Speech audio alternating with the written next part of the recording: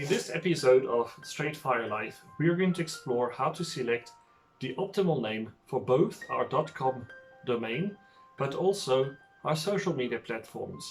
This is a YouTube channel, for example, and I would one day love to have a TikTok and an Instagram channel as well. All of these platforms are designed to work together in order to drive traffic to the YouTube channel. So, the first problem comes in that the name that you may think of, for example Fabulosity, is available on YouTube but not on any of the other channels.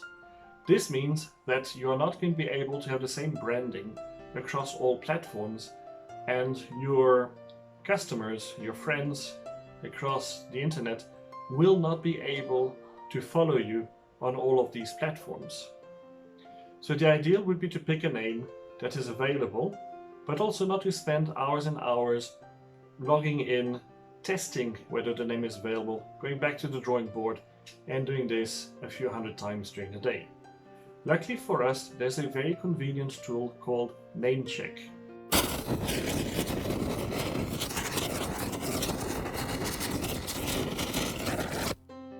Right, so the first step, type in namecheck.com. You now have a very clear and simple website in front of you with, at the top, underneath the advert that keeps popping up, a point where you can type in the name of the channel or the domain name you're interested in, just about there. Further down, you have all of the domain names that are currently popular.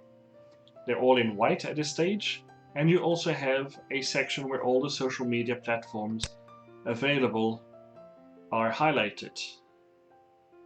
This goes from, say, YouTube, Facebook, Twitter, Instagram, Blogger, Reddit, Yelp, WordPress, and I'm sure if you look carefully somewhere we'll have Fiverr, Vimeo, GitHub, and so on. So in this one location, you are able to check every channel imaginable and make sure that the username that you have selected is indeed available.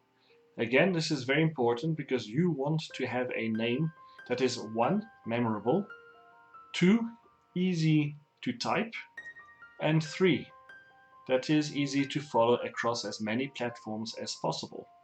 This helps to strengthen your brand.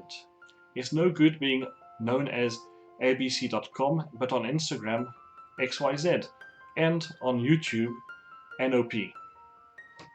So let's type in a name and see how this page changes. Let's use Fabulosity as a name. Of course, we're going to use the modern approach of changing a few letters around, and we wait a short while. You'll see on the channel side that a lot of activity has taken place, and a lot of these channels are now grayed out. Others are green and some are red. These colors are significant. Green channels are available. That means Fabulosity has not been taken up on GitHub or Basecamp or Pandora, but it has been used already on Facebook, YouTube, Instagram, and so on. That means I cannot use this username for those channels. At the same time, some of the domains that I might be interested in, such as the .com domain, have also been taken up. So this name is pretty bad. I have done a few other searches. Let's have a look. If I type in here, no. I have done a few other searches, such as Fire Academy. Right, Fire Academy, again, sounded like a great name. On one side we have the teaching aspect with Academy, but at the same time we're hitting the young people who like to retire early, or the old people like me who really are about to retire and need to get some fire underneath their belly. Unfortunately, Fire Academy is also taken up. So let's have a look at the next name that I thought of, Straight Fire Life. Not much information is available on the domains, so I will have a look in a second. But at the same time, I can see that Facebook and YouTube are available. Instagram has been taken up, so that could be a problem, but I'll have a look whether I want to use Instagram. Twitter is in yellow. That means that Twitter could not give feedback to this website as to whether this name was available or not. Yelp, Dailymotion, Instructables, those are gone. But that's quite okay. Those are not platforms I'm interested in. And let's look at the last one I was looking at, Online Academy. Well, that is just a disaster. As you can see, most of those are gone. So I think I will use straightfirelife.com, and we can check in the next video how to register that domain and start a website.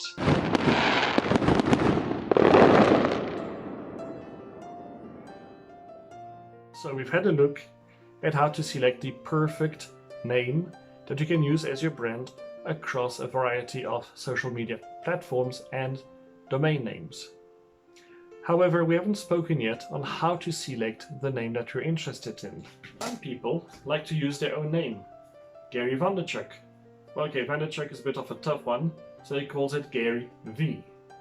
Other people, such as Brian G. Johnson, have such a unique name that they can use it straight out of the box and everybody knows pretty much how to spell it.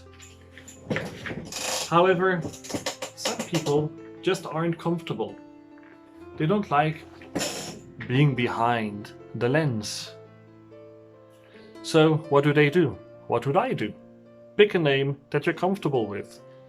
Pick a name that is not related to you, but that correlates to your interests. In my case, I chose Straightfire Life.